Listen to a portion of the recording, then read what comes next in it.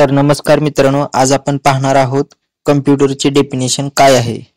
तर मग चला बघूया काय आहे कम्प्युटरची definition.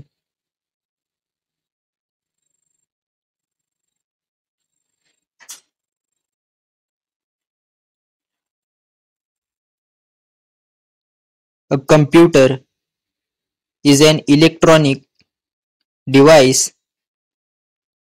that accepts data from the user,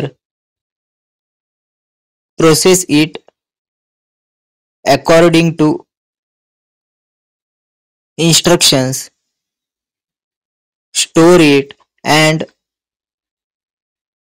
produces the desired output. तर मित्रांनो, ही आहे कम्प्युटरची डेफिनेशन.